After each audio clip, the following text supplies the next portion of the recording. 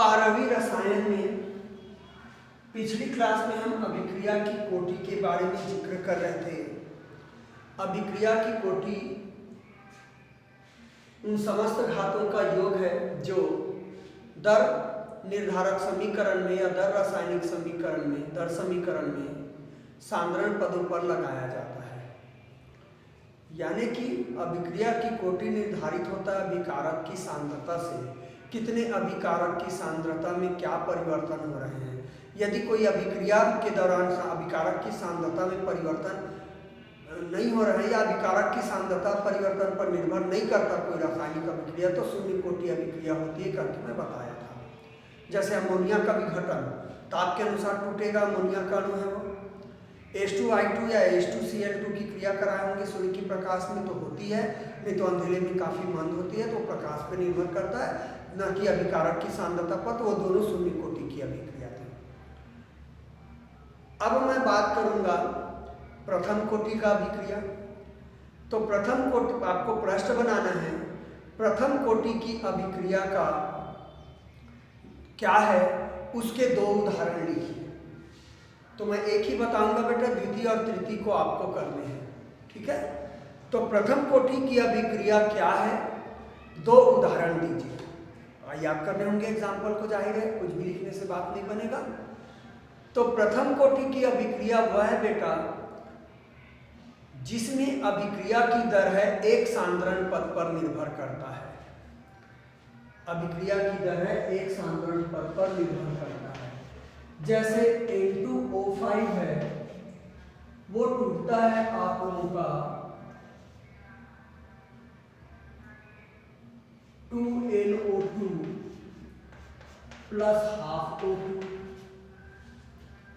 ये आपका इसका विघटन हो जाएगा। ये प्रथम कोटि की अभिक्रिया है। याद रखना बेटा, मैं पहले ही बोला हूं प्रथम कोटि की अभिक्रिया, इसको N2O4 लिख लो, दोनों एक ही है, मैं बुक के अनुसार लिखा रहा हूँ, ठीक है। पहले जैसे लिखोगे वो भी ठीक है, तो आप लोग बुक में जाते हो कि ऐसे लिखा सकते हो, दोनों करेक्ट है, आप लोग लिख सकते हो। नाइट्रोजन डाइऑक्साइड ही है। अब आपकी बात ये है कि सर एक अणु है कि इसलिए बोल रहे हो क्या करके, नहीं बेटा, मैं बार बार बोल रहा हूँ अभिक्रिया की कोटि प्रायोगिक पद है। हम किसी अभिक्रिया में अणु देख के नहीं बता सकते कि वो प्रथम कोटि है, द्वितीय कोटि है या मोनो के सर्कल के। ऐसे में NH3 भी टूटा था, वो तो शून्य कोटि की अभिक्रिया थी, ठीक है। तो हम इसकी अभिक्रिया की दर होगी, उदाहरण दे दिया पहला, अभिक्रिया की दर R बराबर होगी के N2O5 की घात 1। ये घात 1 प्रयोग से आता है आपकी, उसमें दिया है, मैं समझाऊंगा ग्राफी विधि करके, ठीक है। तो इसलिए अभिक्रिया की कोटि हुई, आपको पता है सांद्रण पद का घात होता है, तो घात में 1 है, तो अभिक्रिया की कोटि 1 हुई। एक और समीकरण आप लोग बुक से देख लेना, H2O2 का टूटना बोला है वैसे। दूसरा उदाहरण है H2 हाइड्रोजन पेरोक्साइड का विघटन, H2O प्लस हाफ O2, इसका भी हो रहा है। अभिक्रिया की दर R बराबर के H2O2 की घात 1, तो इसकी भी अभिक्रिया की कोटि 1। एग्जाम्पल बस देना है। वैसे द्वितीय कोटि की अभिक्रिया का एग्जाम्पल देख लेना आप लोग। क्या होगा द्वितीय कोटि की अभिक्रिया, यदि अभिक्रिया की दर दो सांद्रण पदों पर निर्भर करे तो उसको द्वितीय कोटि की अभिक्रिया कहेंगे। एग्जाम्पल देख लेना, H2 प्लस I2 क्रिया करके बनाते हैं 2HI अंधेरे में, तो ये सांद्रण पर निर्भर कर रहा है H2I2, लेकिन सूर्य के प्रकाश में शून्य कोटि का होगा, ठीक है। तो H2I2 की सांद्रता पर निर्भर करेगा प्रयोग के अनुसार, अंधेरे में लिख लेना। तो अभिक्रिया की दर लिखेंगे बेटा R बराबर के H2 की घात 1 I2 की घात 1, तो 1 धन 1 2 हो जाएंगे। एग्जाम्पल देख लेना। ऐसे आप लोग तृतीय कोटि की अभिक्रिया का एग्जाम्पल देख के आप लोग अभिक्रिया की दर निकालेंगे, ठीक है। इसी तरीके से लिखेंगे, आपकी बुक में कंप्लीट नहीं लिखा है, साफ साफ ऐसे ही लिखेंगे। एक और एग्जाम्पल दिया है आप लोगों का, NO है वो O3 से क्रिया किया है ओजोन से, नाइट्रोजन ऑक्साइड है, O3 से क्रिया है, क्या बनेगा बेटा ये नाइट्रोजन डाइऑक्साइड और ऑक्सीजन। तो इसकी अभिक्रिया की दर R बराबर आएगा बेटा K, NO की घात 1 प्रायोगिक है, O3 का भी एक अणु आपके मोल भाग लिए हैं, तो अभिक्रिया की कोटि 1 बराबर 2 हो जाएगा, द्वितीय कोटि की अभिक्रिया हो जाएगा। तो सारे के सारे आपके लगभग एक जैसे हैं, ठीक है। तृतीय कोटि की अभिक्रिया क्या है, तो उदाहरण लीजिए करके लिखेंगे और ये समझाएंगे। आपके बुक में मैं जो बुक पढ़ा रहा हूँ पेज नंबर 259 पे है, आपके बुक में कहाँ उदाहरण दिया है देखिए, ठीक है। अब मैं अभिक्रिया की दर और अभिक्रिया की कोटि में अंतर लिखाया था, तो उसमें एक अंतर लिखे थे, अभिक्रिया की दर का मात्रक एक ही होता है, मोल प्रति लीटर प्रति सेकेंड, जबकि अभिक्रिया की कोटि का मात्रक अलग अलग आता है। दर स्थिरांक बताया था बेटा, तो अभिक्रिया की दर और दर स्थिरांक या वेग स्थिरांक में अंतर, तो अभिक्रिया की दर का मात्रक एक ही था और दर स्थिरांक का मात्रक अभिक्रिया की कोटि के अनुसार अलग अलग था। तो मैं अभिक्रिया की कोटि के अनुसार दर स्थिरांक का मात्रक बता रहा हूँ आप लोगों को, ठीक है। तो आपका प्रश्न होगा शून्य कोटि अभिक्रिया के लिए, शून्य कोटि अभिक्रिया के लिए दर स्थिरांक को वेग स्थिरांक भी बोलते हैं बेटा।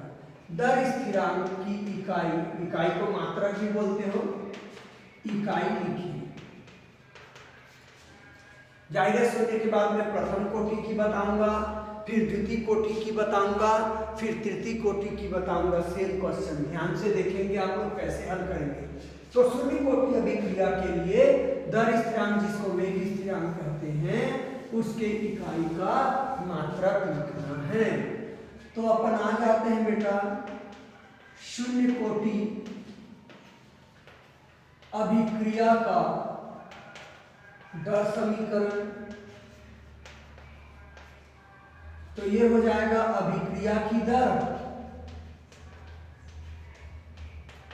बराबर के वेग स्थिरांक है बेटा, और अभिकारक की सांद्रता की घात 0 लगा देता हूं बेटा। शून्य कोटि का अभिक्रिया ये अभिकारक है मान लीजिए कि, ठीक है।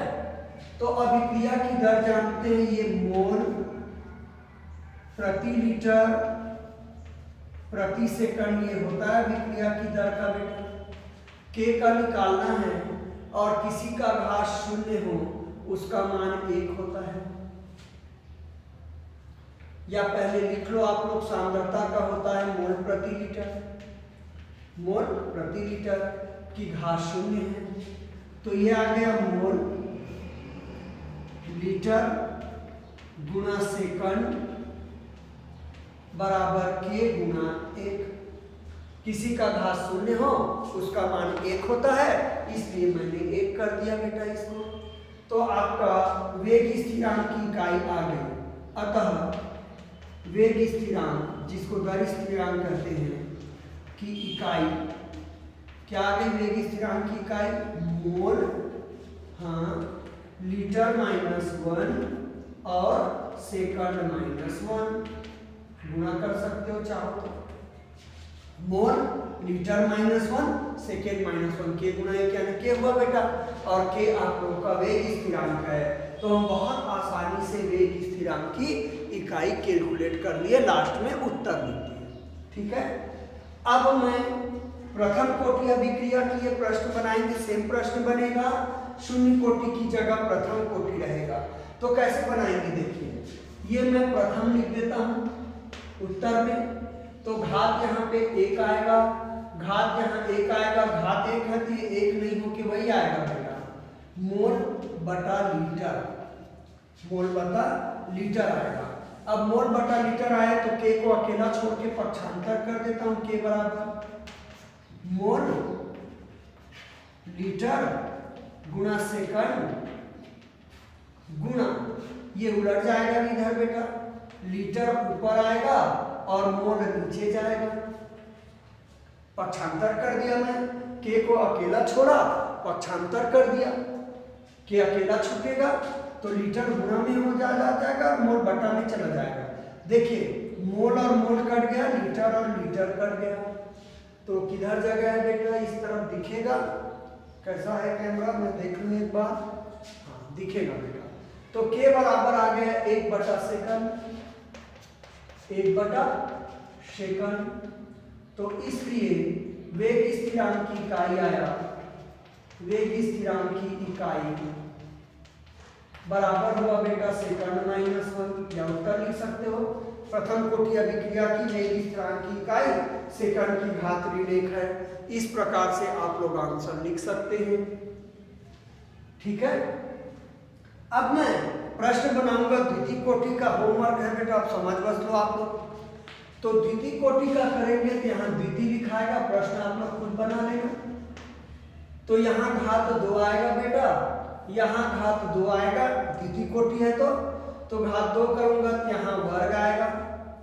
अब पक्षांतर में ऊपर में लीटर का वर्ग आएगा और बटा में मोल का वर्ग आएगा। तो एक एक मोल कट जाएगा, एक एक लीटर कट जाएगा बेटा। तो क्या बचा आपका, के बराबर बचेगा लीटर और नीचे बचेगा मोल से गुणा सेकंड, जमा देंगे तो मोल गुणा सेकंड। देख लीजिए बेटा, लीटर मोल गुणा सेकंड। तो आपका वेग स्थिरांक का मात्रक आएगा लीटर, मोल की घात ऋण 1, सेकंड की घात ऋण 1। बहुत आसानी से हम लोग निकाल सकते हैं, कोई भी प्रॉब्लम नहीं है इसमें। तो आप लोग का तृतीय कोटि का होमवर्क रहेगा, घात 3 करके निकालेंगे आप लोग वेग स्थिरांक की इकाई प्रश्न बना के। तो छोटे छोटे ट्रिक है, बहुत इजी चैप्टर है, आसानी से आप लोग हल कर सकते हैं। अब इससे संबंधित मैं थोड़ा सा न्यूमेरिकल आप लोगों को बताऊंगा, जो उदाहरण में दिया है आंकिक प्रश्न। तृतीय कोटि वाला भी प्रश्न करेंगे हम, तर स्थिरांक या वेग स्थिरांक की इकाई के लिए हल करेंगे घात 3 करके। अब इसे से संबंधित कुछ न्यूमेरिकल दिए हैं बेटा, पेज नंबर 261 पे। न्यूमेरिकल मतलब आंकिक प्रश्न। तो आपका दिया है वेग स्थिरांक दिया है, पहचानना है कि अभिक्रिया की कोटि की पहचान करना है। तो वेग स्थिरांक के का मान दिया है 2.3 गुणा 10 की घात ऋण 5 litre mole minus 1 second minus 1। ठीक है, दूसरा छापा है के बराबर आपका 3 गुणा 10 की घात ऋण 4 सेकंड माइनस 1। तो पूछा है कि ये कौन सी कोटि की अभिक्रिया है। तो स्थिरांक को देख के आप पहचान सकते हो बेटा, इसमें वेग स्थिरांक की इकाई litre mole minus 1 second minus 1 है। तो संभवतः ये शून्य कोटि की अभिक्रिया। अपना कैलकुलेशन देखना, याद भी कर सकते हो लास्ट को। और ये शायद प्रथम कोटि की अभिक्रिया है, सेकंड माइनस 1 प्रथम कोटि में आया था। तो वेग स्थिरांक की इकाई से पता चल रहा है कि ये क्या है, शून्य कोटि की अभिक्रिया है और ये प्रथम कोटि की अभिक्रिया है। क्लियर है सभी को। अब उदाहरण 2 दिया है, एक समीकरण दे दिया है। क्या छापा है उदाहरण 2 में, एक समीकरण। में कुछ समझा देता हूं बेटा, क्योंकि इसी तरीके से न्यूमेरिकल देता है। उदाहरण को देखेंगे आप लोगों का, पर्याप्त है, न्यूमेरिकल है वो। एक समीकरण छापा है बेटा N2O5 2NO2 plus half 2O2। ये देखिए बुक में N2O4 लिख दिया था, कहीं N2O4 लिखा है, कहीं 2NO2 लिखा है। दोनों नाइट्रोजन डाइऑक्साइड है, जैसे चाहे लिख सकते हो। अब ये समीकरण छापा है आपका। तो N2O5 के सापेक्ष प्रथम कोटि की अभिक्रिया है, बोल रहा है ये। दर स्थिरांक का मान छाप दिया है, N2O5 का सांद्रता भी छाप दिया है बेटा। तो अभिक्रिया की दर ज्ञात करना है। दर स्थिरांक के का मान छापा है 6.2 गुणा 10 की घात ऋण 6 सेकेंड माइनस 1। मात्रक से पता चला बेटा ये प्रथम कोटि की अभिक्रिया है, ध्यान रखना। हाँ, और N2O5 का मान दिया है। इस कोष्ठक को देख के समझ गया सांद्रता है करके, सांद्रता का संकेत है बेटा। 15 मोल प्रति लीटर दिया है, ये मान दिया है। तो अभिक्रिया की दर ज्ञात करो। तो थोड़ी सी तैयारी बस करना रहता है। तो अभिक्रिया की दर बराबर हो जाएगा आपका के और N2O5 की सांद्रता, चूंकि ये प्रथम कोटि की अभिक्रिया है तो घात 1 करोगे। के का मान है 6.2 गुणा 10 की घात ऋण 6 N2O5 का मान है आपका 15, घात 1 मतलब एक ही रहेगा, 2 रहता 15 गुना 15 करता मैं, तो ये आ गया 15 दूनी 30 का 0, हासिल आया 3, 15 6 का 90 और 3 93 गुना 10 की घात ऋण 6। वैज्ञानिक संकेतन करोगे दशमलव को यहाँ लाओगे 10 का गुना हो जाएगा बेटा, तो 9.3 गुना ये 10 की घात ऋण 5 आएगा, यहाँ तक छोड़ सकते हो। सांद्रता की इकाई आप लोग जानते हैं मोल लीटर -1 सेकंड -1, या यहाँ से पता चल जाएगा इसका सेकंड -1 है, इसका मोल लीटर -1 है, इसकी इकाई आएगी मोल लीटर -1 सेकंड -1। तो इस प्रकार से आप लोगों के आंसर आ गए 9.3 गुना 10 की घात ऋण 5। बहुत आसानी कैलकुलेशन है। अब उदाहरण 3 दिया है बेटा, कोई गैस AB गर्म करने पर A और B में विघटित हो जाता है, टूट जाता है। अभिक्रिया की कोटि 0.5 है, तो अभिक्रिया की दर एवं दर स्थिरांक हमको ज्ञात करनी है। अभिक्रिया की कोटि दिया है 0.5, अभिक्रिया की दर एवं अभिक्रिया की कोटि सॉरी बेटा, अभिक्रिया की दर और दर स्थिरांक की इकाई ज्ञात करना है बेटा, मोल लीटर सेकेंड में। तो अभिक्रिया दिया है बेटा, AB टूट जाता है, A और B में यही बोला है, तो आपका अभिक्रिया की दर हो जाएगा K बराबर AB की सांद्रता की घात 0.5। क्यों 0.5? अभिक्रिया की कोटि 0.5 लिखा है प्रश्न में, तो अभिक्रिया की दर का ये समीकरण बना बेटा, जो कोटि रहता है घात में डाल दिए। तो अभिक्रिया की दर की इकाई तो जानते हैं, ये नहीं बदलता, तो अभिक्रिया की दर की इकाई होता है मोल क्या लीटर गुना सेकंड। के निकालना है पद को, सांद्रता का होता है मोल प्रति लीटर, और 0.5 का मतलब होता है बेटा 1/2, 0.5 का मतलब 1/2। तो मोल लीटर सेकंड बराबर के गुना मोल की घात भी 1/2 आएगा, लीटर की घात भी 1/2 आएगा। अब के को अकेला छोड़ लो और कैलकुलेशन कर लो, ठीक है। मेरे साइड में लिखना चाहिए बेटा, बीचों बीच लिखने की आदत है, क्योंकि मिटाते हैं क्लास में, तो इसलिए बीचों बीच लिखने की आदत है। मैं ऊपर थोड़ा सा मिटा रहा हूँ, ठीक है।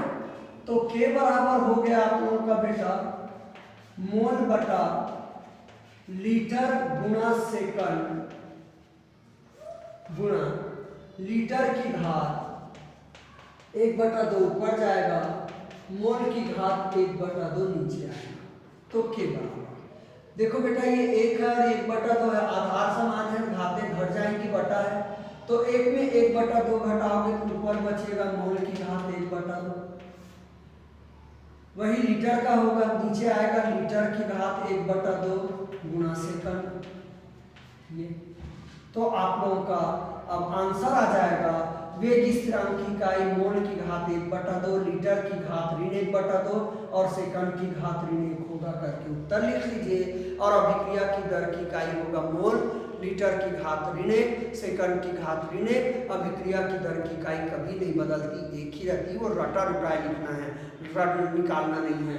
लेकिन दर स्थिरांक की इकाई अभिक्रिया की कोटि के अनुसार आता है, तो उसको निकालना। क्या फर्क हुआ बेटा, यहाँ घात 1/2 दिया, मतलब सेम निकाले जैसे शून्य प्रथम द्वितीय की निकाले थे दर स्थिरांक की इकाई, उसी तरीके से निकाल दिया गया, थोड़ा सा चेंज कर दिया इसने, ठीक है। अब आप लोगों का उदाहरण 4, तो उदाहरण 4 अपन पढ़ेंगे।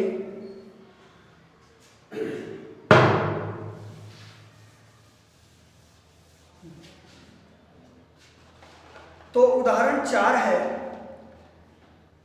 अभिक्रिया के लिए दर समीकरण दे दिया बेटा, आपका छाप दिया है दर बराबर प्रश्न में a की घात n और b की घात n छाप दिया है, सामने दर स्थिरांक के लिखा होगा। तो इस प्रकार से अभिकारक ए और बी के लिए दर समीकरण आपके बुक में छाप दिया है।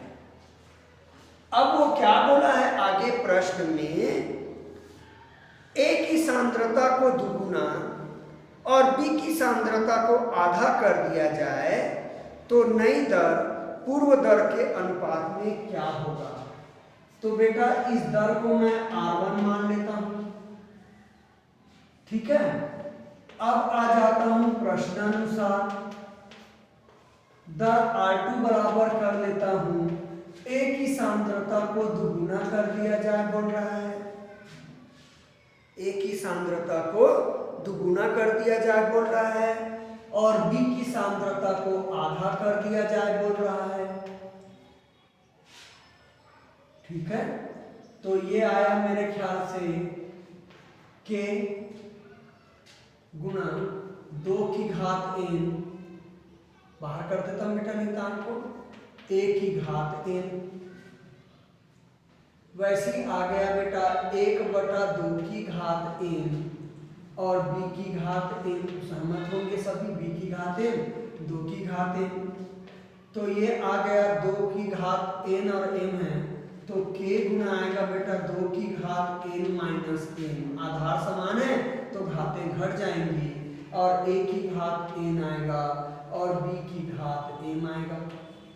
अब आपको अनुपात निकालना है R1 बटा R2, तो भाग दे दो बेटा, R1 का मान है k, a की घात n और b की घात m, और आपका R2 का मान है k गुना 2 की घात n माइनस 1 और a की घात n और b की घात n, में m डिवाइड कर दिया तो ये कट जाएगा, ये कट गए आपके, तो साफ तौर पे आ गया बेटा R1 बटा R2, ऊपर कुछ नहीं बचा तो 1, और ये आ गया 2 n माइनस n, इसको ऊपर ले जाएंगे चिन्ह बदल जाएगा बेटा, तो R1 बटा R2 बराबर आ गया 2 की घात n माइनस n, तो R1 अनुपात R2 निकल जाएगा बेटा, 2 की घात m माइनस n अनुपात 1, अनुपात निकालो बोला है, तो R1 अनुपात R2 बराबर हो गया 2 की घात m माइनस n अनुपात 1 बटा कुछ नहीं मतलब 1 है।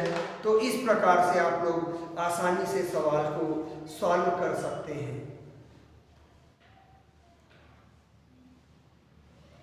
मैं उल्टा निकाला हूं बेटा, वो नई दर और पूर्व दर में अनुपात पूछा है, पढ़ नहीं पाया, तो R2 बटा R1 निकालना है, तो उल्टा कर दो R2 बटा R1, ठीक है, 1 अपान आएगा या यही आ जाएगा, R2 बटा R1 बराबर ये उल्टा हो जाएगा तो इतना अनुपात 1 हो जाएगा, ठीक है। मैं नहीं पढ़ा, R2 बटा R1 निकालना कर लेंगे मेरे ख्याल से, उम्मीद है एक लाइन तो करना है, तो हो गया। वैसे ही आप लोगों का उन अभिक्रियाओं के लिए कुल कोटि की गणना कीजिए जिनका वेग स्थिरांक का व्यंजक है। तो अभिक्रिया की कोटि निकालना है बेटा, वेग स्थिरांक का व्यंजक दिया है तो बड़ा आसान है बेटा, के a की घात छापा है 1/2 और b की घात छापा है 1/2, तो अभिक्रिया की कोटि आप सभी जानते हैं ये 3/2 है, घातों का योग होता है, तो इसकी अभिक्रिया की कोटि होगी 1/2 3/2, लघुत्तम 2 आएगा, 1 घन 3 यानी कि 4, तो अभिक्रिया की कोटि 2 है। तो दर समीकरण दिया हो और अभिक्रिया की कोटि निकालने को बोला है, तो अभिक्रिया की कोटि में आप लोगों को सांद्रण पद के घातों को जोड़ देना है, जैसा कि आप लोगों का सवाल परिभाषा कहता है, ठीक है।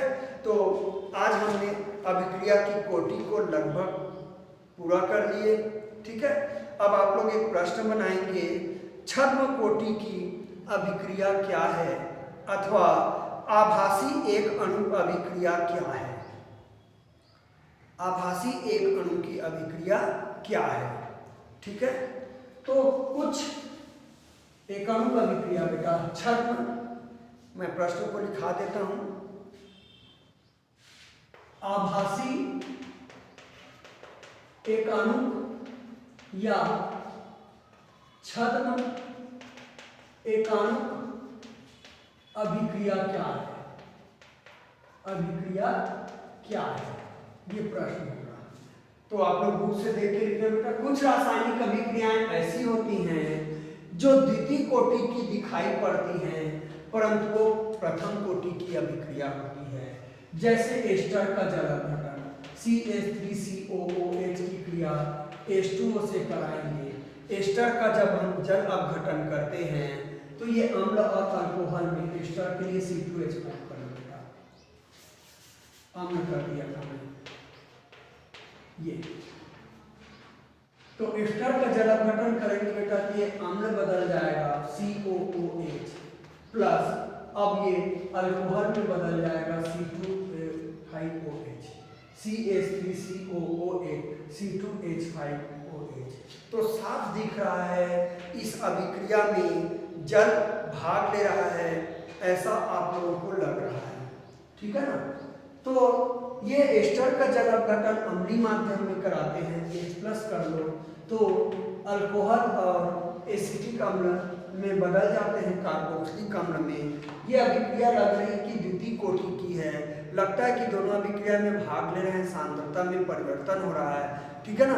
लेकिन जब हम प्रैक्टिकल करते हैं पता चलता है कि एस्टर के सांद्रता में परिवर्तन होता है। अभिक्रिया है एस्टर के सांद्रता पर निर्भर करता है, जल की सांद्रता पर निर्भर नहीं करता है, ठीक है। यानी कि जल की सांद्रता पर निर्भर नहीं कर रहा है, केवल एस्टर के सांद्रता पर निर्भर कर रहा है। इसलिए प्रथम कोटि की अभिक्रिया हुई, लेकिन अभिक्रिया से आभास होता है देखने से, सरसरी नजर से, ये द्वितीय कोटि की है, ठीक है। तो छद्म एक अणु ऐसी अभिक्रिया जो द्वितीय कोटि की दिखाई पड़ती हैं, परंतु वास्तव में प्रथम कोटि की अभिक्रिया होती है। छद्म कोटि की एक अणु का अभिक्रिया कहलाएगी या छद्म एक अणु का अभिक्रिया कहलाएगी। उदाहरण अम्लीय माध्यम में एस्टर का जल अपघटन, और ये समीकरण कर लेंगे, ये छद्म एक अणु का अभिक्रिया है, ठीक है। तो ये आपकी अभिक्रिया की कोटि वाला समाप्त हो गया है। आप लोगों को मैं बता रहा हूँ आणविकता क्या है और दोनों में अंतर बताऊंगा बेटा। अभिक्रिया की कोटि और आणविकता में अंतर भी देखेंगे। तो अब हो जाएगा आणविकता क्या है, आणविकता क्या है, प्रश्न बनाएंगे। आणविकता या अणुसंख्यता क्या है, अणुसंख्यता या आणविकता क्या है। तो बेटा कोई रासायनिक अभिक्रिया के समीकरण में याद रखना है, किसी रासायनिक अभिक्रिया के समीकरण में जितने अभिकारक अणु आपको दिखाई देते हैं वो आप लोगों के अभिक्रिया की अणुसंख्यता कहलाती है। जैसे कि C+O2 क्रिया करके बना लिए CO2, इसकी अणुसंख्यता कितनी हो गई, 2, क्योंकि 2 अणु भाग ले रहे हैं। NH3 का आपका विघटन होता है, क्या होता है आपका N2+3H2 करके, तो इसकी अणुसंख्यता 2 है क्योंकि 2 अणु भाग ले रहे हैं। हमको ये नहीं पता उसका अभिक्रिया में भाग लेता है, सांद्रता परिवर्तित होता है, नहीं पता। इसकी अभिक्रिया की कोटि तो 2 है, लेकिन इसकी अभिक्रिया की कोटि 0 पर है, लेकिन दोनों की अभिक्रिया अणुसंख्यता कितनी है, 2 है। तो सिंपल सी परिभाषा है, मैं फिर बोल रहा हूं, किसी रासायनिक अभिक्रिया के समीकरण में, अभिक्रिया में क्या होता है हमको कोई मतलब नहीं, ठीक है। किसी रासायनिक अभिक्रिया के समीकरण में जितने अभिकारक अणु दिखाई पड़ते हैं उसकी संख्या को अपन क्या कहते हैं, अणुसंख्यता कहते हैं, ठीक है आप लोगों का। अब आप लोगों के अणुसंख्यता का मान हमेशा पूर्णांक होगा, 0 वगैरह या पॉइंट नहीं हो सकता, जैसे अभिक्रिया की कोटि आ जाता है। अणुसंख्यता हमेशा क्या होगा, पूर्णांक होगा। और अणुसंख्यता से किसी अभिक्रिया के बारे में कोई जानकारी नहीं मिलता, लेकिन अभिक्रिया की कोटि से अभिक्रिया के दर के बारे में जानकारी मिलती है। तो आपका अगला प्रश्न होगा अणुसंख्यता और अभिक्रिया की कोटि में अंतर लिखिए। तो पहला अंतर तो परिभाषा हो गया। अणुसंख्यता की परिभाषा है किसी रासायनिक समीकरण में जितने अभिकारक अणु हमको दिखाई देते हैं उसकी संख्या अणुसंख्यता कहलाती है। और अभिक्रिया की कोटि की परिभाषा है दर निर्धारक पद में, दर समीकरण में सांद्रण के पदों पर जो घात लगता है, अभिकारक सांद्रण के पदों पर जो घात लगता है उसके योग को आप अभिक्रिया की कोटि कहते हैं। दूसरा अंतर होगा, इसका मान सैद्धांतिक है, देख के बता दी बेटा जोड़ के, इसका मान सैद्धांतिक है, उसमें आएगा इसका मान प्रायोगिक होता है, प्रयोग से ही ज्ञात होता है, समीकरण देखने से पता नहीं चलता कौन, अभिक्रिया की कोटि। दो अंतर हो गए। तीसरा, इससे अभिक्रिया की क्रियाविधि के बारे में कोई जानकारी नहीं मिलता, किससे, अनुसंख्यता से, लेकिन अभिक्रिया की कोटि से अभिक्रिया दर कैलकुलेशन से निकलता है ना, तो रासायनिक अभिक्रिया के बारे में आपको जानकारी प्राप्त होती है, संपन्न हो रही है नहीं संपन्न हो रही क्या चीज़ है। ठीक है, तीन अंतर हो गए। चौथा, इसका मान कभी भी शून्य नहीं हो सकता, किसका, अनुसंख्यता का, और अभिक्रिया की कोटि शून्य हो सकती है। इसका मान भिन्नात्मक नहीं हो सकता, दशमलव वाला, और अभिक्रिया की कोटि भिन्नात्मक हो सकती है। इस प्रकार से आप 3, 4, 5 जो भी अंतर है क्लियर तौर पे लिखेंगे। कल की क्लास में हम कुछ समीकरण के बारे में और डिस्कस करेंगे जो अभिक्रिया की कोटि से संबंधित है।